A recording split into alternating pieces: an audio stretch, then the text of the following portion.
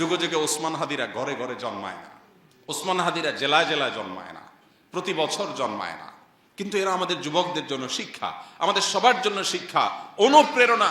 কিভাবে ক্ষুদ্র গণ্ডির ঊর্ধ্বে উঠতে হয়, কিভাবে ক্ষুদ্র চিন্তার বাইরে যেতে হয়, কিভাবে ভয়ের কালচারাল সংস্কৃতির দেয়ালকে, প্রাচীরকে ভেঙে দিতে হয়, এটা শেখানোর মতো মানুষ ঘরে ঘরে হয় না।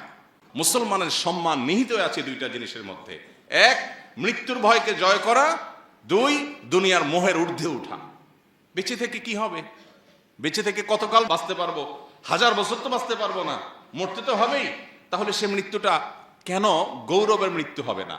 সে মৃত্যুটা কেন সার্থক মৃত্যু হবে না? সে মৃত্যু কেন হাজার হাজার তরুণকে উজ্জীবিত করবে না? সে মৃত্যু কেন বহু মানুষের বিবেককে খুলে দিবে না? সে মৃত্যু কেন অন্যকে অনুপ্রাণিত করবে না? এই মৃত্যু কেমন মৃত্যু, যে মৃত্যু আমার একজন ভীরু মানুষের মতো মৃত্যু হবে? আমি পলায়ন পর হয়ে মৃত্যু কেন বরণ করব? এই মৃত্যুর ভিতরে কি সার্থকতা আছে? এই মৃত্যু তো সবাই বরণ করে, গরু ছাগলেরও তো মৃত্যু হয়। আমি মানুষ, আমি প্রাণী, আমি মুসলিম, আমি আল্লাহর নবীর উম্মত, আমি বড় বড় সাহাবীদের অনুসারী, অতএব আমার মৃত্যু তো অন্য 10 জনের মৃত্যু মতো হতে পারে না। আমি একজন আদর্শবাদী মুসলিম হতে হয়। আমার চোখে মুখে থাকবে দুনিয়া জয় করার স্বপ্ন, আমার চোখে মুখে থাকবে অন্যায়ের বিরুদ্ধে কথা বলার স্বপ্ন, মাজলুম মানুষের পক্ষে কথা বলার স্বপ্ন, অন্যায় অনাচারের বিরুদ্ধে কথা বলার স্বপ্ন। এটা যদি চোখে না থাকে, এই পুরুষত্বের দাম কি? এই মনুষ্যত্বের দাম কি? এই মুসলমানিত্বের দাম কি? এই তথাকথিত ঈমানের পরিচয় নামে অভিনয় করার দাম কি?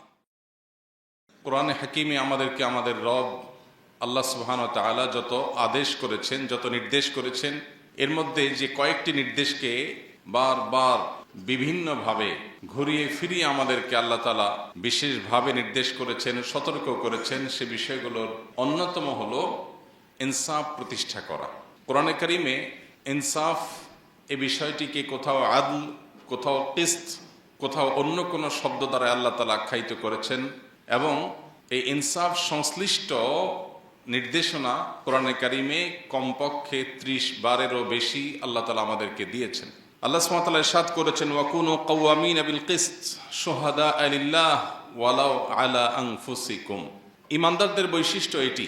আল্লাহ তাআলা নির্দেশ করেছেন মুমিনদেরকে যে আমরা যেন ইনসাফ প্রতিষ্ঠাকারী হই, আমরা যেন ন্যায় এবং ন্যায্যতার পক্ষে সব সময় থাকি এবং সেটাকে সমাজে প্রতিষ্ঠিত করে ছাড়ি। এমনকি ন্যায় বা ইনসাফ প্রতিষ্ঠা করতে গিয়ে যদি নিজের বিরুদ্ধেও যায়, আমার গোষ্ঠীর বিরুদ্ধেও যায়, আমি একজন আলিম, কোনো আলিম অন্যায় করেছেন, আমি একজন মুসলিম, কোনো মুসলিম অন্যায় করেছেন, আমি কোনো একটা দলকে অনুসরণ করি, সে দলের মানুষজন অন্যায় করেছেন, নিজেদের বিরুদ্ধে গেলেও যেন আমরা ইনসাফের কথা বলি, আমরা যেন কখনো ইনসাফ থেকে বিচ্ছিত না হই, এই পরিষ্কার নির্দেশনা আল্লাহ তাআলা আমাদেরকে দিয়েছেন।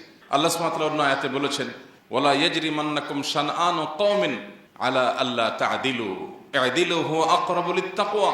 যদি তোমার কোনো শত্রু, ভিন্ন মতাবলম্বী, তোমার মতের বিরুদ্ধের কোনো মানুষও যদি কোনো ইনসাফ এর হকদার হয়, তার ব্যাপারেও যদি তোমার কোনো অবস্থান নিতে হয়, খবরদার ব্যক্তিগত, আদর্শগত বা যে কোনো ধরনের শত্রুতার কারণে কোনো ব্যক্তির প্রতি তোমার দ্বারা যেন জুলুম না হয়। ইনসাফের কথা সবার বেলায় বলতে হবে, শত্রুর বেলায়ও। এমনকি ইনসাফের কথা বলতে গেলে যদি নিজের বিরুদ্ধেও যায়, নিজের বাবার বিরুদ্ধেও যায়, ভাইয়ের বিরুদ্ধেও যায়, তাহলেও এই সততার পরিচয় দিতে হবে। এটা হলো ঈমানের দাবি। দুঃখজনক হলেও সত্য, আজ আমরা যারা নিজেদেরকে ঈমানদার বা মুসলমান বলে পরিচয় দিতে প্রাউড ফিল করি, গর্ববোধ করি, আমরা বেশিরভাগ মানুষ এই জায়গায় আমরা আমাদের সততার পরিচয় দিতে পারি না। এই জায়গায় এসে আমাদের পা পিছলে যায়, এই জায়গায় এসে আমরা আমাদের ন্যায়নিষ্ঠতার জায়গা থেকে আমরা সরে যাই।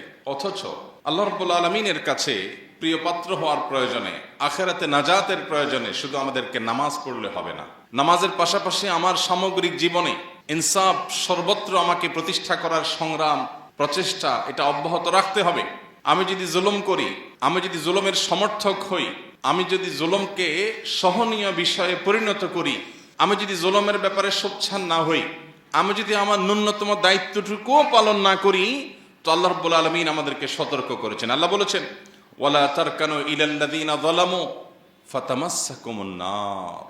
সমাজে যে সমস্ত জুলুম চলছে, অনাচার চলছে, অবিচার চলছে, অন্যায় চলছে, এই সমস্ত অন্যায় অবিচারে অনেকেই জুলুম এবং জালিমদের দিকে ঝুঁকে পড়েন, জুলুম এবং জালিমদের দিকে ঝুঁকে পড়েন, যেদিকে বাতাস সেদিকে ছাতা ধরেন। লম্বা একটা সময় আমরা দেখেছি আমাদের দেশে ধর্মকর্ম পালন করা এটাকে বাঁকা চোখে দেখা হতো। পশ্চিমারা যে ইসলামোফোবিয়া সমাজে সৃষ্টি করেছে, তৈরি করেছে, সেটার প্রভাবে আমাদের দেশেও শিক্ষা প্রতিষ্ঠানে, সরকারি বেসরকারি প্রতিষ্ঠানে, সমাজে সর্বত্র বিভিন্ন ক্ষেত্রে দায় টুপি পরা মানুষ, সৎ নেককার মানুষ, তাদেরকে পর্যন্ত কোণঠাসা করে রাখা হতো এবং মনে করা হতো এটাই স্বাভাবিক। নামাজি কালামে মানুষও এই জিনিসগুলোকে মেনে নিয়েছিল অনেকটা। হ্যাঁ, কিছু সংখ্যক মানুষ হয়তো অন্যায়ের বিরুদ্ধে চেষ্টা করেছেন লড়াই করবার। তো আল্লাহ রাব্বুল আলামিন সে বিষয়ে বলেছেন, ওয়ালা তারকানু ইলাল্লাযীনা যালামু ফাতামাসসাকুমুন নার। যারা জুলুম করেছে, যারা অন্যায় অবিচার করেছে, এই মানুষগুলোর দিকে তোমরা যদি ঝুঁকে পড়ো, অন্যায়কে মেনে নিলেন, ঠিক আছে এখন এটাই চলে, কি আর করা যাবে। অনেক নামাজি কালামি বাপ তার সন্তানকে এক সময় দাড়ি রাখতে উদ্বুদ্ধ করতেন না। তিনি নিজে দাড়ি রাখেন, দাড়ি রাখা মুসলমানের জন্য ওয়াজিব, আল্লাহ নবীর নির্দেশ তিনি জানেন এবং তিনি বিশ্বাস করেন, তিনি সেটাকে রেসপেক্ট করেন, তিনি মানতে চান।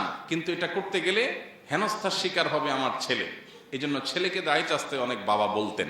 তিনি মুসলিম হিসাবে আদর্শ মুসলিম হতে পারেন না যে আমি অন্যায়ের বিরুদ্ধে দাঁড়াবো, কথা বলবো, প্রতিবাদ করব, চেষ্টা করব।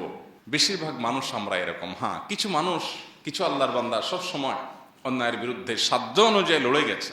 তো আয়াত বলছে যারা জুলুম করে তাদের দিকে যদি তোমরা ঝুঁকে পড়ো দলীয় আনুগত্যের কারণে, অথবা ইমানের দুর্বলতার কারণে, অথবা মৃত্যু ভীতির যে সংস্কৃতি, এই সংস্কৃতির কারণে তোমরা যদি চাচা আপনা জান বাঁচাও এই মানসিকতা লালন করে জালিমদের দিকে ঝুঁকে পড়ো, ফাতামাসসাকুমুন নার, মনে রাখবে জাহান্নামের আগুন তোমাদেরকে স্পর্শ করবেই করবে। আল্লাহ ছাড়া কোনো অভিভাবক, সাহায্যকারী সেদিন তোমরা পাবে না। সুম্মা লা তুনসারুন, এবং কেউ তোমাদের সাহায্যকারী হবে না, কেউ সাহায্য করবে না। আবু সাঈদ খুদরী রাদিয়াল্লাহু তাআলা আনহুর একটা প্রসিদ্ধ হাদিস আমরা অনেকে বারবার শুনেছি। তিনি বলেছেন, নবী করিম সাল্লাল্লাহু আলাইহি ওয়াসাল্লাম ইরশাদ করেছেন, আফদালুল জিহাদে কালিমাতু আদলিন ইনদা সুলতানিন জায়ের। সবচেয়ে উত্তম জিহাদ হলো অন্যায় অনাচারকারী শাসক, ক্ষমতাধর মানুষের সামনে ন্যায় এবং ইনসাফের কথা বলা। এটা আজ সমাজ থেকে হারিয়ে গেছে। আমরা প্রত্যেকটা মানুষ এখন সেলফিশ। আমরা প্রত্যেকটা মানুষ, এমনকি ধার্মিক মানুষও আছেন অনেকে তাহাজ্জুদ গুজার, কিন্তু তিনি আত্মকেন্দ্রিক, তিনি স্বার্থপর, তিনি নিজের জান বাঁচানোতে বিশ্বাস। শহুরে জীবনে এটা তো আরো ভয়ঙ্কর। চোখের সামনে খুন হচ্ছে, যার যাচ্ছে সে বুঝুক, আমি আমার জান বাঁচায় চলে যাই, আমি ওই ঝামেলায় যেতে চাই না। বেশিরভাগ মানুষ আমরা এই মেন্টালিটির। চোখের সামনে ছিনতাই হচ্ছে, 5 জন মানুষ একটু জোরে ধমক দিলেই ছিনতাইকারী পালায় যায়, কিন্তু ওখানে গিয়ে আমি যদি কোনো ঝামেলায় পড়ি, আমি আমার জান বাঁচাই। আমরা ভোর রাতে অনেকে উঠে তাহাজ্জুদের নামাজ পড়ি, অনেক বড় ফজিলতপূর্ণ কাজ। শীতের বিরুদ্ধে সংগ্রাম করে তাহাজ্জুদ পড়া 4টিখানি কথা না, সবার কপালে নসিব হয় না। অনেকে কষ্ট করে ক্ষুধার্ত থেকে নফল রোজা রাখি আমরা, এটাও অনেক কষ্টসাধ্য কাজ। অনেকে নিজের প্রাণের অনেক পছন্দের জিনিসপত্র আল্লাহর রাহে দান করেন, অনেক কষ্ট করে কামাই করা, উপার্জন করা অর্থ করি আমরা আল্লাহর রাস্তায় দান করি, এটাও কষ্টের কাজ। কিন্তু সেই মানুষগুলো আমরা অন্যায় অনাচারের বিরুদ্ধে দাঁড়ানো, কথা বলা, ভূমিকা রাখা, এটাও যে একটা ইবাদতের কাজ। কোন কোন ক্ষেত্রে আমার ওই তাহাজ্জুদের চাইতে বেশি ফজিলতের বিষয়, আমার দানের চাইতে বেশি সওয়াবের বিষয়, আমার অন্যান্য ইবাদতের চাইতেও আল্লাহকে বেশি সন্তুষ্ট করবে এমন বিষয়, এটা আমরা ঘুণাক্ষরেও মনে রাখি না, বরং ভুলে গেছি। কালচারটাই এমন ভাবে প্রতিষ্ঠিত হয়েছে, ভোগবাদী এই পৃথিবী আমাদেরকে এমন শিক্ষা দিয়েছে যে আমাদেরকে ভয়ের সংস্কৃতি ধারণ করতে হবে, লালন করতে হবে, নিজের জীবন বাঁচাতে হবে। জীবন বাঁচায় যদ্দূর সম্ভব ইদ্দূর করলাম। আর বেশিরভাগ ক্ষেত্রে অন্যায় অনাচার এগুলোর বিরুদ্ধাচরণ, ইনসাফ এর পক্ষে কথা বলা, অবস্থান নেওয়া, এই বিষয়গুলোকে আমরা ভুলে গেছি। অথচ নবী করিম সাল্লাল্লাহু আলাইহি সাল্লামের সে হাদিস আমাদের কার না জানা। আমরা কে এই হাদিসটি না শুনেছি, যে হাদিসটিতে নবীজি বলেছেন, মান রাআ মিনকুম মুনকারান ফালইয়ুগাইয়িরহু বিয়াদিহি। তোমাদের কেউ যদি কোনো অন্যায় দেখে, সে যেন তার হাত দিয়ে সে অন্যায়কে পরিবর্তন করে দেয়। আর যদি সেটা করতে সক্ষম না হয়, তাহলে সে যেন তার মুখ দ্বারা অন্যায়ের বিরুদ্ধে বলে, সফটলি, নম্রতার সাথে, কোমলতার সাথেও যেন অন্যায়ের বিরুদ্ধে বলে।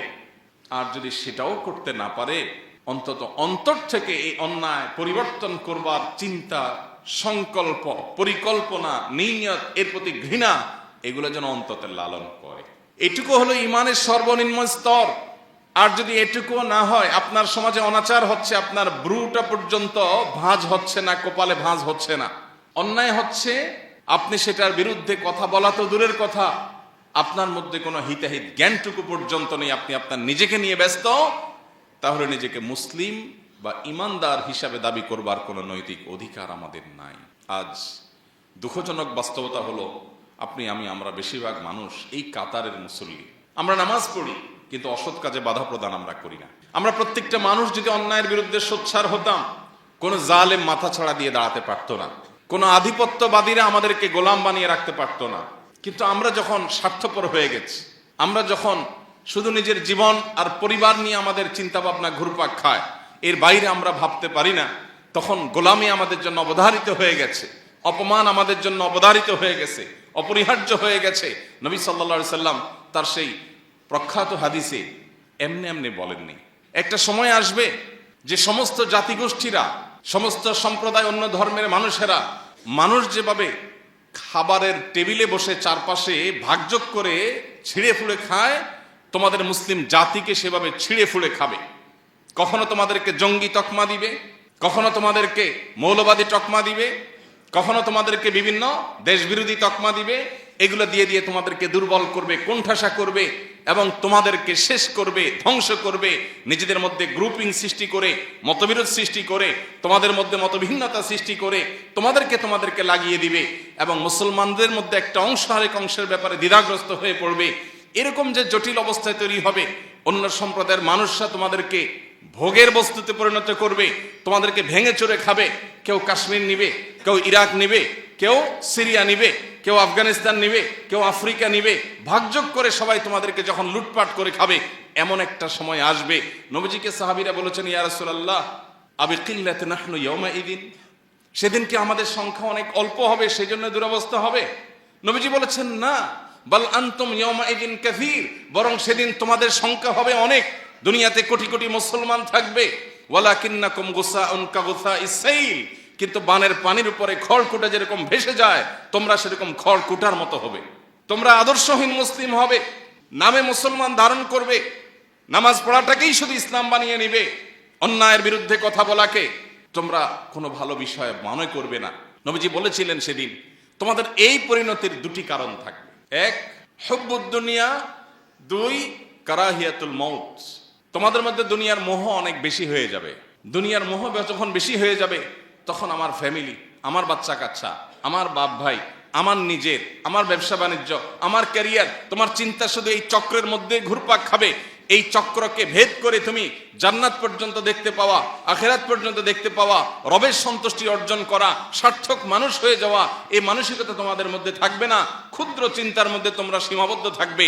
এটা মুসলমানের পরিচয় নয়। মুসলমান সে মানুষ যে আবু বকর ওমরের সন্তান, খালিদ ইবনে ওয়ালিদের সন্তান, ওমর আবু বকরের ওসমানের সন্তান, আলী রাদিয়াল্লাহু তাআলা আনহুর আদর্শের সন্তান, মুহাম্মদ সাল্লাল্লাহু আলাইহি সাল্লামের রূহানি সন্তান। সে মুসলমান তো সামান্য শুধু ফ্যামিলির চিন্তা, কয়টা টাকা পয়সার চিন্তা, একটু লাক্সারিয়াস লাইফ লিড করার চিন্তা, একটু ভোগের চিন্তা করবে না। এটা তো পশু পাখিরাও করে, প্রাণীরাও করে। মানুষের মনুষ্যত্ব, ইমানদারের সার্থকতাই হলো তার জীবনকে অন্যায়ের বিরুদ্ধে সর্বোচ্চ সোচ্চার রেখে আল্লাহর রাহে নিজের জীবনকে নজরানা হিসাবে পেশ করতে পারা। এটাই তো মুসলমানের সার্থকতা। যেদিন তোমাদের মধ্যে দুনিয়ার মোহ পেয়ে বসবে, তোমরা ক্ষুদ্র গণ্ডির বাইরে আসতে পারবে না। তোমাদের যেদিন মৃত্যু ভয় তোমাদেরকে ঝেঁকে বসবে, জান বাঁচাবার জন্য শুধুমাত্র চিন্তা করবে, আমি এখানে গেলে আমার জান যাবে, আমি আমার জান বাঁচাই, আমি নিজে ভালো থাকি। এই চিন্তা যখন আসবে, অপমান, অপদস্থ, লাঞ্ছনা এবং আগ্রাসন এটা তোমাদের জন্য অপরিহার্য হয়ে যাবে, অবধারিত হয়ে যাবে। নবী করিম সাল্লাল্লাহু আলাইহি সাল্লামের এই হাদিস যেন আজ আমাদের সামনে জ্বলন্ত উদাহরণ। আজ প্রত্যেকটা মুসলমান আমরা নামাজ পড়তে রাজি আছি, রোজা করতে রাখতে রাজি আছি, দান সাদাকা করতে রাজি আছি, সুবহানাল্লাহ আলহামদুলিল্লাহ পড়তে রাজি আছি, তাসবিহাত পড়তে আমরা রাজি আছি। এগুলো ভালো কাজ, কোনো সন্দেহ নেই। কিন্তু আমরা অন্যায়ের বিরুদ্ধে কথা বলতে গিয়ে যদি রিস্ক নিতে হয়, সেই রিস্ক নিতে আমরা রাজি না। সময় তো ভাইরা আমার, অথচ নবী করিম সাল্লাল্লাহু আলাইহি সাল্লাম বলেছেন, মান কুতিলা দুনা দামিহি ফাহুয়া শাহীদ, মান কুতিলা দুনা মালিহি ফাহুয়া শাহীদ। যে ব্যক্তি প্রতিরোধ করতে গিয়ে, অধিকার রক্ষা করতে গিয়ে, অন্যায়ের বিরুদ্ধাচরণ করতে গিয়ে মারা যায়, সে শহীদের মর্যাদা পায়। ভাইরা আমার, আমাদের দেশের প্রেক্ষাপটে দীর্ঘদিন পর্যন্ত একটা ন্যারেটিভ প্রতিষ্ঠা হয়েছিল। সেটি হলো বিপ্লবী মানসিকতা মানেই হলো যারা ইসলাম গায়ে মাখায় না। এই মানুষগুলোকে বিপ্লবী মুডে আমরা দেখতে পেতাম। অথচ মুসলমান হল সবচেয়ে বড় বিপ্লবী, অন্যায়ের বিরুদ্ধে, অনাচারের বিরুদ্ধে, আধিপত্যবাদের বিরুদ্ধে। এই ভারতবর্ষ থেকে আধিপত্যবাদীদের, সাম্রাজ্যবাদীদের খেদাও আন্দোলনে কি ভূমিকা ছিল মুসলিমদের, ওলামা একরামের নেতৃত্ব ছিল, আমরা সেই ইতিহাস ভুলে গেছি। প্রিয় ভাইরা আমার, সময় এসেছে আমাদেরকে নতুন করে ভাববার, আল্লাহ রাব্বুল আলামিনের রাহে নিজের জীবনকে কোরবান করার জন্য মানসিকভাবে প্রস্তুত হওয়ার। আল্লাহ আমাদের সবাইকে তৌফিক দান করুন। ইমানদার কখনো স্বার্থপর হতে পারে না, ইমানদার কখনো সীমাবদ্ধ গণ্ডির মধ্যে চিন্তা করতে পারে না, বরং এটা অতিক্রম করতে পারা ইমানদারের সার্থকতা। মুহতারাম হাজিরিন, আজ বড় বেশি প্রয়োজন সেই সাহাবায়ে কেরামের চেতনার। নবী সাল্লাল্লাহু আলাইহি সাল্লাম যে চিত্র অঙ্কন করেছেন মুসলমানের, সেই চিত্রের বাস্তব উদাহরণ হতে পারে এরকম কিছু মুসলমানের।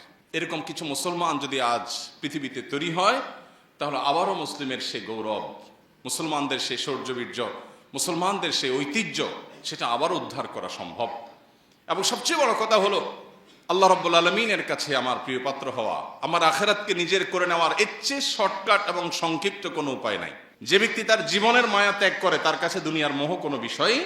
যে ব্যক্তি তার জীবনের মায়া ত্যাগ করতে পারে, তার কাছে পার্থিব ছোটখাটো স্বার্থ এগুলো কোনো বিষয় হতে পারে না। তাকে পৃথিবীতে কেউ পরাজয় করতে পারে না যে মৃত্যুকে ভয় করে না, বরং যে মৃত্যুকে আলিঙ্গন করবার জন্য, মৃত্যুকে ওয়েলকাম করার জন্য যে অপেক্ষা করে, সে ব্যক্তিকে কখনো কেউ পরাজিত করতে পারে না। সে মানসিকভাবে সবচেয়ে সুখী। যে বেঁচে থাকার জন্য বিড়ালের মতো এদিক সেদিক ছুটাছুটি করে, নিজের জীবন রক্ষা করার জন্য, নিজের যান বাঁচানোর জন্য, নিজের সুবিধা রক্ষার জন্য, ব্যবসাটা বাঁচানোর জন্য, পিঠটা বাঁচানোর জন্য, নিজেকে রক্ষা করার জন্য শুধুমাত্র নিজেরা নিজের পরিবারের গণ্ডির মধ্যে যে সীমাবদ্ধ হয়ে থাকে, এই ব্যক্তি লাঞ্ছনার জীবনের মধ্যে থাকে। সে হয়তো হালুয়া রুটি খেয়ে বেঁচে থাকে, সে হয়তো ভালো দিনাতিপাত করে, কিন্তু মানসিকভাবে সে কখনো একজন স্বাধীন, একজন বিজয়ী মানুষের মানসিকতা নিয়ে ধারণ করতে পারে না, জীবন লালন করতে পারে না। সময় উপস্থিতি, আল্লাহ তাআলা কোরআনে কারিমে আমাদেরকে বারবার করে বিষয়গুলো সতর্ক করেছেন, সাবধান করেছেন। এই জন্য আমাদের কোরআন বারবার পড়া উচিত। কোরআনের প্রতিটা পৃষ্ঠার প্রতিটা লাইন আমাদের জীবনে গুরুত্বপূর্ণ পরিবর্তন আনতে ভূমিকা রাখে। আমরা যদি কোরআন পড়ি, কোরআন বোঝার চেষ্টা করি, কোরআনের প্রত্যেকটা শব্দ হরফ থেকে পাওয়া বার্তা যদি আমাদের জীবন ধারণ করতে পারি, শুধু আখিরাত নয়, দুনিয়ার জীবন আমাদের সোনার জীবনে পরিণত হবে ইনশাআল্লাহ। আজকের পৃথিবী সফলতার যে সংজ্ঞা দাঁড় করিয়েছে, আজকের পৃথিবী সার্থকতার যে সংজ্ঞা দাঁড় করিয়েছে, যে ডেফিনিশন স্থির করে দিয়েছে, এটাকে বদলে দিয়েছে কোরআন, এটাকে পরিবর্তন করে দিয়েছে কোরআন। ভোগের মধ্যে নয়, ত্যাগের মধ্যেই সার্থকতা। বিড়ালের মতো শুধুমাত্র যান বাঁচানোর চিন্তা করার মধ্যেই কোনো সফলতা নয়, সুখ নয়। সুখ প্রকৃত অর্থে রিস্ক নিয়ে জীবন বাজি রেখে অন্যায়ের বিরুদ্ধে কথা বলার মধ্যেই নিহিত আছে। সে জীবনে জীবন, যে জীবন বাঘের মতো অল্প সময় বেঁচে থাকে, বিড়ালের মতো বছরকে বছর যুগ যুগ ধরে বেঁচে থাকার নাম জীবন না, এটার নাম লাঞ্ছনা, এটার নাম অপমান। যে অপমান শুধু আখিরাতেই হবে না, এই অপমান দুনিয়াতেই হবে, আমাদের চোখের সামনে আমরা দেখতে পাচ্ছি। মুহতারাম হাজিরিন, আল্লাহ রাব্বুল আলামিন বলেছেন, কুল্লু নাফসিন যায়িকাতুল মাউত। প্রতিটা প্রাণীকে মৃত্যু স্বাদ আস্বাদন করতে হবে, প্রতিটা প্রাণীকে মারা যেতে হবে। কোন প্রাণী মৃত্যুর স্বাদ আস্বাদন করা ছাড়া পৃথিবী থেকে যেতে পারবে না, বা আজীবন পৃথিবীতে টিকে থাকতে পারবে না। মৃত্যু যখন অবধারিত, তাহলে বীরের মতো মৃত্যু, সার্থকতার মৃত্যু, অন্যায়ের বিরুদ্ধে অবস্থান নিতে গিয়ে মৃত্যু, এর চাইতে সফলতা, এর চেয়ে সার্থকতা আর কি হতে পারে? আল্লাহ রাব্বুল আলামিন আমাদের সবাইকে শাহাদাতের তামান্না অন্তরে লালন করার তৌফিক দান করুন। শাহাদাত তো অনেক পরের বিষয়। আমরা যদি আমাদের সমাজে প্রচলিত অনাচারগুলোর বিরুদ্ধে অন্তত চিন্তা ভাবনা শুরু করি, সব জায়গায় হয়তো আমাকে বৈপ্লবিক ভূমিকা রাখতে হবে না, আমি যদি অন্তত নাহি আনিল মুনকার, অসৎ কাজে বাধা প্রদান করার এই কাজটা শুরুটাও করতে পারি, তাহলেও আমি একজন মুমিন হিসাবে, ইমানদার হিসাবে এটা আমার সার্থকতার বিষয় হবে। আল্লাহ সুবহানাহু ওয়া তাআলা আমাদেরকে বড় বেশি ভালোবাসেন। আমরা আল্লাহ তাআলার প্রিয় হাবিব মুহাম্মদ সাল্লাল্লাহু আলাইহি সাল্লামের আদরের উম্মত, তার সবচেয়ে শ্রেষ্ঠ খলিল, তার বন্ধু, তার সবচেয়ে আপন মানুষটার, আপন সৃষ্টিটার আমরা উম্মত, তার পরিবারের সদস্য। যার কারণে আল্লাহ আমাদেরকে অনেক বেশি ভালোবাসেন। পৃথিবীর ইতিহাসে যত জাতিগোষ্ঠী এসেছে, যত সম্প্রদায় এসেছে, সবার মধ্যে উম্মতে মুহাম্মদী আল্লাহর কাছে স্পেশাল। আল্লাহ এদেরকে বিশেষভাবে তৈরি করেছেন এবং পছন্দ করেন। আল্লাহ বলেছেন, কুনতুম খায়রা উম্মাহ, তোমরা শ্রেষ্ঠ সম্প্রদায় হয়েছ, তোমরা শ্রেষ্ঠ সম্প্রদায়, শ্রেষ্ঠ উম্মাহ হয়েছ। কারণ উখরিজাত লিন-নাস, তোমরা ফ্যামিলির এবং নিজের স্বার্থের এই গণ্ডির মধ্যে, চক্রের মধ্যেই শুধুমাত্র ঘুরপাক খাবে, এটা তোমাদের সাথে যায় না, মানায় না। উখরিজাত লিন্নাস, তোমাদেরকে সৃষ্টি করা হয়েছে মানুষের জন্য। আমি সৃষ্টি হয়েছি কার জন্য? আমি শুধু আমার ফ্যামিলি চিন্তা করব। একটা অনাচার হবে, কোনো মানুষ জুলুমের শিকার হবে, সমাজে কোনো অনাচার এস্টাবলিশড হবে, অন্যায় চলবে, আমি সেটা মেনে নিব না। সবসময় হয়তো আমি হাত দিয়ে বাজাই দিতে পারবো না, অন্তত আমার এটার বিরুদ্ধে অবস্থান নিতে হবে, ভূমিকা রাখতে হবে। সেটা হোক আমার প্রিয়জনের বিরুদ্ধে, হোক আমার এলাকার মানুষের বিরুদ্ধে, হোক আমার বন্ধুর বিরুদ্ধে, আমাকে ইনসাফ প্রতিষ্ঠা করতে হবে। বেইনসাফ করা মানুষ কখনো মুসলমান হতে পারে না, অসম্ভব। কিন্তু আজ বেইনসাফি রন্ধ্রে রন্ধ্রে আমাদের, সামান্য একটু স্বার্থের জন্য, চক্ষু লজ্জার খাতির আমরা অন্যায় করি। আল্লাহ বলেছেন, কুনতুম খায়রা উম্মাতিন উখরিজাত লিন্নাস, আমাদের সৃষ্টি করা হয়েছে, বের করা হয়েছে মানুষের জন্য, মানুষের কল্যাণে কাজ করব। তা'মুরুনা বিল মা'রুফ ওয়া তানহাউনা আনিল মুনকার ওয়া তু'মিনুনা বিল্লাহ, সৎ কাজের আদেশ, অসৎ কাজে বাধা প্রদান করা, এটা আমাদের দায়িত্ব। আল্লাহ আমাদের সবাইকে দায়িত্ব যথাযথভাবে পালন করার তৌফিক দান করুন। মুহতারাম হাজরিন, মৃত্যু তো অবধারিতই। আল্লাহ বলেছেন, কুল ইন্নাল মাউতাল্লাযী তাফিররুনা মিনহু ফাইন্নাহু মুলাকীকুম, যে মৃত্যু থেকে পলায়ন করার জন্য চেষ্টা করছো, তোমরা যে মৃত্যু থেকে রক্ষা পাওয়ার জন্য পালিয়ে বেড়াও, এখানে না ওখানে, ওখানে গেলে মনে হয় বাঁচবো, এটা করলে মনে হয় বাঁচবো, এটা বললে মনে হয় বাঁচবো না, এই বাঁচার জন্য তোমাদের যে প্রাণান্তকর প্রচেষ্টা, তোমাদের যে পলায়ন পর মানসিকতা, মনে রাখবে সে মৃত্যু তোমাদের সাথে সাক্ষাৎ করবে। শব্দটা লক্ষণীয়, ফাইন্নাহু মুলাকীকুম। আল্লাহ বলেন নাই যে তোমরা যখন পলায়ন করবে মৃত্যু তোমাদের পিছন থেকে এসে ধরবে, সেটা বলেন নাই। মুলাকীকুম বলেছেন মৃত্যু তোমাদের সামনে থেকে এসে সাক্ষাৎ করবে।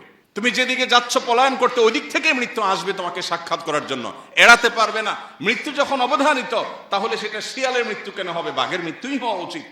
আল্লাহর কাছে তামান্না থাকতেই হবে ইমানদারের, যে আল্লাহ মৃত্যু যখন হবেই, মরবই যখন, আমি যেন অন্যায়ের বিরুদ্ধে কথা বলতে গিয়ে, কাজ করতে গিয়ে মরি, এটাই তো সার্থকতার মৃত্যু। আমি ভীরু মানুষের মতো মৃত্যুবরণ করতে পারি না। নবী সাল্লাল্লাহু আলাইহি সাল্লাম আল্লাহর কাছে পানাহ চেয়েছেন, আল্লাহুম্মা ইন্নী আউযু বিকা মিনাল বুখলি ওয়াল জুবন, আল্লাহ আপনার কাছে আমি কৃপণতা থেকে, ভীরুতা থেকে পানাহ চাই। আমি যেন ভীরু হয়ে না পড়ি, আমি যেন হীনমন্য হয়ে না পড়ি, আমি যেন ভীত সন্ত্রস্ত না হই। আজ আমাদের সমাজে মুসলমানদের মধ্যে ভয়ের সংস্কৃতি সৃষ্টি হয়ে গেছে। ভয়ের সংস্কৃতি সৃষ্টি হয়েছে না হয়নি? আজ শরীফ ওসমান হাদির মতো কিছু তরুণ, তারা আমাদেরকে ভয়ের সংস্কৃতি ভাঙতে শিখিয়েছে। তারা শিখিয়েছে কিভাবে ভয়কে জয় করতে হয়। আপনার আমার অনেকের মতো তারও একটা ছোট্ট বাচ্চা আছে, মায়া আছে, এবং সে জানতো সে যে পথে পা বাড়িয়েছে, এই পথে মৃত্যু অবধারিত, সেটার জন্য প্রস্তুত ছিল, আগে থেকে ঘোষণা দিয়েছে, পরিচিত ভাই ব্রাদারকে বলে গেছে, আমি মরে গেলে আমার বাচ্চাদের দিকে খেয়াল রাখিও, জাস্ট ইট, আর আল্লাহ খেয়াল রাখবেন, যথেষ্ট। বহু লেবাসধারী ধার্মিকের চাইতে, বহু লেবাসধারী তথাকথিত আলিমের চাইতে এই ধরনের তরুণরা আমাদের ক্ষেত্রে, আমাদের জন্য এই ক্ষেত্রে অন্তত উত্তম উদাহরণ। সমকালীন জীবনে বা সমসাময়িক সময়ে নিজের অবশ্যম্ভাবী অপরিহার্য পরিণতির কথা জানার পরও এইভাবে সাহসিকতার পরিচয় দেওয়া, মৃত্যু ভয়কে জয় করা এবং ভয়ের সংস্কৃতিকে ভাঙার উজ্জ্বল উদাহরণ তার চাইতে আর ভালো কাউকে খুঁজে পাওয়া যায় না। মানুষ যখন নিশ্চিত হয়ে যায় তার বিপদ আসছে, সে সাবধান হয়ে যায়। সাবধান সেও ছিল, কিন্তু অনেকে আছেন সাবধানতা নয় বরং গা বাঁচানোর চেষ্টা করে। ঠিক আছে, জান বাঁচতে বহুত কিছু করতে পারবো, আরে জান বাঁচায় রেখে কি করবো যে জান দিয়ে কিছু করতে পারবো না? জানটা বেঁচে থাকাটা কি জন্য? আল্লাহকে সন্তুষ্ট করার জন্য, আল্লাহকে খুশি করার জন্য। আল্লাহ রাব্বুল আলামিন আমাদেরকে এখান থেকে শিক্ষা গ্রহণ করার তৌফিক দান করুন। আজকে আমাদের যে তরুণ সমাজ আছেন, তরুণ সমাজের বড় অংশকে ভোগবাদী পৃথিবী শুধু ভোগ শিখিয়েছে। এখন তারুণ্যের বড় অংশ তারা খেলাধুলা দেখে এবং সেখানে কোনো খেলোয়াড়ের গোল দেওয়া দেখে সে উজ্জীবিত হয়ে যায়, সে উত্তেজিত হয়ে যায়। তার পছন্দের দল হেরে যাওয়া দেখে সে মুষড়ে পড়ে, ভেঙে পড়ে, মন খারাপ করে, সে চোখের পানি ফেলে দেয়, কেঁদে দেয়। মুসলমানের সন্তান, সে জানে না এটা তার পরিচয় না, এটা তার সার্থকতা না। সে সাম্রাজ্যবাদীদের, সে আধিপত্যবাদীদের, সে পৃথিবীর মাস্তানদের টুলে পরিণত হয়েছে। তারা তাকে ব্যবহার করছে, ক্রীড়ানক বানিয়েছে। আজ কোন মুসলিম তরুণ সে সকল বাধার প্রাচীর ডিঙিয়ে, সকল প্রটোকল ভেঙে দিয়ে সে যদি কোনো খেলার মাঠে দর্শক গ্যালারি থেকে একবারে মাঠে গিয়ে খেলোয়াড়কে জড়িয়ে ধরে, মনে করা হয় বাহ, সে কি জয় করেছে। অথচ মুসলমান তো খালিদ বিন ওয়ালিদের সন্তান, ওমর আবু বকরের সন্তান, ওসমান আলীর সন্তান, আব্দুল ইবনে ওমরের সন্তান রিদওয়ানুল্লাহি তাআলা আলাইহিম আজমাইন। তারা আমাদেরকে শিখিয়েছেন কিভাবে ইনসাফের জন্য সংগ্রাম করতে হয়, লড়াই করতে হয়, পৃথিবীর মানুষকে সত্যের পথে আনবার জন্য লড়াই করতে হয়, কিভাবে নিজের ভোগবাদিতাকে পায়ের নিচে পিষ্ট করতে হয়। এই শিক্ষা তারা দিয়ে গেছেন। এই জন্য পৃথিবীকে তারা শাসন করেছে, পৃথিবী তাদের পায়ের নিচে এসেছে। কারণ মুসলমানের সম্মান নিহিত আছে দুইটা জিনিসের মধ্যে: এক, মৃত্যুর ভয়কে জয় করা; দুই, দুনিয়ার মোহের ঊর্ধ্বে উঠা। বেঁচে থেকে কি হবে? বেঁচে থেকে কতকাল বাঁচতে পারবো? 1000 বছর তো বাঁচতে পারবো না, মরতে তো হবেই। তাহলে সে মৃত্যুটা কেন গৌরবের মৃত্যু হবে না? সে মৃত্যুটা কেন সার্থক মৃত্যু হবে না? সে মৃত্যু কেন হাজার হাজার তরুণকে উজ্জীবিত করবে না? সে মৃত্যু কেন বহু মানুষের বিবেককে খুলে দিবে না? সে মৃত্যু কেন অন্যকে অনুপ্রাণিত করবে না? এই মৃত্যু কেমন মৃত্যু? যে মৃত্যু আমার একজন ভীরু মানুষের মতো মৃত্যু হবে। আমি পলায়ন পর হয়ে মৃত্যু কেন বরণ করব? এই মৃত্যুর ভিতরে কি সার্থকতা আছে? এই মৃত্যু তো সবাই বরণ করে, গরু ছাগলেরও তো মৃত্যু হয়। আমি মানুষ, আমি প্রাণী, আমি মুসলিম, আমি আল্লাহ নবীর উম্মত, আমি বড় বড় সাহাবীদের অনুসারী। অতএব আমার মৃত্যু তো অন্য 10 জনের মৃত্যু মতো হতে পারে না। আমি একজন আদর্শবাদী মুসলিম হতে হয়। আমার চোখের মুখে থাকবে স্বপ্ন, আমার চোখের মুখে থাকবে দুনিয়া জয় করার স্বপ্ন, আমার চোখে মুখে থাকবে অন্যায়ের বিরুদ্ধে কথা বলার স্বপ্ন, মাজলুম মানুষের পক্ষে কথা বলার স্বপ্ন, অন্যায় অনাচারের বিরুদ্ধে কথা বলার স্বপ্ন। এটা যদি চোখে না থাকে, এই পুরুষত্বের দাম কি? এই মনুষ্যত্বের দাম কি? এই মুসলমানিত্বের দাম কি? এই তথাকথিত ঈমানের পরিচয় নামে অভিনয় করার দাম কি? প্রিয় ভাইরা আমার, আল্লাহ রাব্বুল আলামিন আমাকে, আপনাকে, আমাদের সবাইকে এই যে দুনিয়ার মোহ আর মৃত্যু ভীতি, এই দুইটা জিনিসকে জয় করার তৌফিক দান করুন। আমাদের যাবতীয় সম্মান, আমাদের যাবতীয় ঐতিহ্য, আমাদের যাবতীয় মর্যাদা, এই দুটি বিষয়কে জয় করার মধ্যে নিহিত আছে। আল্লাহ রাব্বুল আলামিন ওসমান হাদিকে শাহাদাতের সর্বোচ্চ মাকাম দান করেন। নবী করিম সাল্লাল্লাহু আলাইহি সাল্লাম বলেছেন, মান আহাব্বা লিকা আল্লাহ আহাব্বাল্লাহু লিকাআহ। যে ব্যক্তি আল্লাহর সঙ্গে সাক্ষাৎ করাকে পছন্দ করে, যে আল্লাহর সাথে দেখা করার জন্য অপেক্ষমান থাকে, যে কখন মৃত্যু হবে আর আল্লাহর সাথে সাক্ষাৎ হবে, নবীজির সাথে সাক্ষাৎ হবে, জান্নাতে যেতে পারবে, এই আকুলতা যার অন্তরে লালন করে, স্বয়ং আল্লাহ তার সঙ্গে সাক্ষাৎ করাকে পছন্দ করেন। স্বয়ং আল্লাহ তার সাক্ষাতের প্রত্যাশী বা সাক্ষাৎ ভালোবাসেন, পছন্দ করেন। কত সার্থকতার জীবন! নবী করিম সাল্লাল্লাহু আলাইহি সাল্লামের জীবনের শেষ মুহূর্তে যখন তার দুনিয়া থেকে বিদায় নেওয়ার সময় ক্ষণ ঘনিয়ে এসেছিল, তখন তিনি বলেছিলেন, আর রফিক আল আলা, আর রফিক আল আলা, অর্থাৎ মহান বন্ধুর সান্নিধ্য আমি আশা করছি, কামনা করছি, চাই, প্রত্যাশা করছি। পিপাসা আল্লাহর সঙ্গে সাক্ষাতের, তৃষ্ণা আল্লাহর সঙ্গে দেখা হওয়ার। সে মৃত্যু কত সার্থকতার মৃত্যু! আর ভীত মানুষের মৃত্যু, বাঁচতে চাই, মরতে চাই না, এটা তো আখিরাতে বিশ্বাসী, জান্নাতে বিশ্বাসী কোনো মানুষের স্বভাব নয়।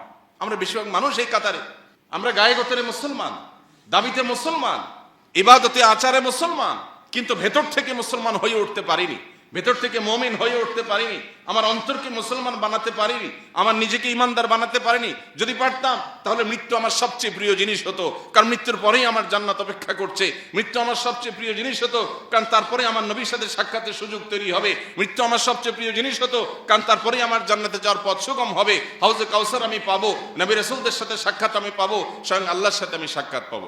আল্লাহ আমাদের সবাইকে সে মানসিকতা লালন করার তৌফিক দান করুন। আল্লাহ রাব্বুল আলামিন কোরআনে হাকিমে বলেছেন, ওয়ালা তাহসাবান্নাল্লাযীনা কুতিলু ফী সাবিলিল্লাহ আমওয়াতা। যারা আল্লাহর রাহে মৃত্যুবরণ করেছেন, সে মানুষগুলোকে তোমরা মৃত মনে করো না, সে মানুষগুলোকে তোমরা মৃত মনে করো না। বাল আহইয়াউন ইনদা রাব্বিহিম ইরযাকুন। বরং তারা তাদের রবের কাছে জীবিত। তোমাদের কাছে মনে হতে পারে তার দেহ থেমে গেছে, তার হার্টবিট বন্ধ হয়ে গেছে। সে মৃত নিথর দেহের একজন মানুষ মনে হতে পারে, রবের কাছে তারা জীবিত, রবের সাথে সাক্ষাৎ শুরু হয়ে গেছে এবং তারা আল্লাহর কাছ থেকে রিজিক পাওয়া শুরু করে দিয়েছে। সার্থক সে জীবন, সফল সে জীবন। আল্লাহ রাব্বুল আলামিন আমাদের তারুণ্যকে ভোগবাদী দুনিয়ার এই যে মোহনীয় হাতছানি, এটাকে জয় করবার তৌফিক দান করুন। আমার তরুণ বন্ধুরা, আমার যুবক ভাইয়েরা, আজ পশ্চিমা দুনিয়া, আজ অমুসলিমদের যে সংস্কৃতি আর কৃষ্টি কালচার, এটার প্রভাবে আমরা প্রভাবিত হয়ে আমাদের কাছে ভোগ, মোজ মাস্তি এটাই জীবনে পরিণত হয়ে গেছে। আল্লাহর কসম, ভোগ আর মৌজ মাস্তির জীবন জীবন নয়। এই জীবন উপভোগ্য নয়। এটা খুবই সামান্য সময়ের সীমিত আনন্দ আপনাকে দিতে পারে, চূড়ান্তভাবে মৃত্যুর পরের সময় অপেক্ষা করতে হবে না, জীবনেই আপনাকে কুরে কুরে শেষ করবে। আপনি একটা সময় উপলব্ধি করতে পারবেন আমার জীবনের আসলে লক্ষ্যটা কি। ভোগ উপভোগ তো খুব সামান্য সময়ের, পছন্দনীয় খাবার খাচ্ছেন, এটা গলার নিচে নামার আগ পর্যন্ত উপভোগের বিষয়, এরপরে আর উপভোগের কোনো বিষয় নয়। সো এটা কোনো জীবন না। জীবন হলো সংগ্রামের জীবন, জীবন হলো ন্যায়নিষ্ঠতার জীবন, জীবন হলো আল্লাহর দাসত্বের জীবন, জীবন হলো আল্লাহর গোলামের জীবন, জীবন হলো প্রকৃত অর্থে আল্লাহর সামনে নিজেকে সঁপে দেওয়ার জীবন। জীবন হলো ত্যাগের নাম, জীবন ভোগের নাম না। জীবন হলো স্যাক্রিফাইসের নাম, জীবন উপভোগের নাম না। জীবন শুধুমাত্র বস্তুবাদের নাম না, জীবন হলো আখিরাত মুখিতার নাম। আল্লাহ আমাদের সবাইকে সেই জীবন লালন করার তৌফিক দান করুন। যুগে যুগে ওসমান হাদিরা ঘরে ঘরে জন্মায় না, ওসমান হাদিরা জেলায় জেলায় জন্মায় না, প্রতি বছর জন্মায় না, কিন্তু এরা আমাদের যুবকদের জন্য শিক্ষা, আমাদের সবার জন্য শিক্ষা, অনুপ্রেরণা। কিভাবে ক্ষুদ্র গণ্ডির ঊর্ধ্বে উঠতে হয়, কিভাবে ক্ষুদ্র চিন্তার বাইরে যেতে হয়, কিভাবে ভয়ের কালচারা সংস্কৃতির দেয়ালকে প্রাচীরকে ভেঙে দিতে হয়, এটা শেখানোর মতো মানুষ ঘরে ঘরে হয় না। আল্লাহ তাআলা আমাদেরকে শিক্ষা গ্রহণের তৌফিক দান করুন। আল্লাহুম্মা আহসিন খাতিমানা ওয়া আওয়াকিবানা। আল্লাহ আমাদের মৃত্যু, আমাদের শেষ পরিণতিটা যেন ভালো হয়, সুন্দর হয়, সার্থক হয়, আমাদের জন্য সেটা যেন আনন্দের হয়, তৃপ্তির হয়, সেটা যেন আমাদের দুনিয়াতেও মর্যাদার হয়, আখিরাতেও যেন আমাদের রবের সন্তুষ্টির কারণ হয়। আল্লাহ আমাদের সবাইকে সেই তৌফিক দান করুন। আস-সুন্নাহ ফাউন্ডেশন, উম্মার স্বার্থে সুন্নাহর সাথে।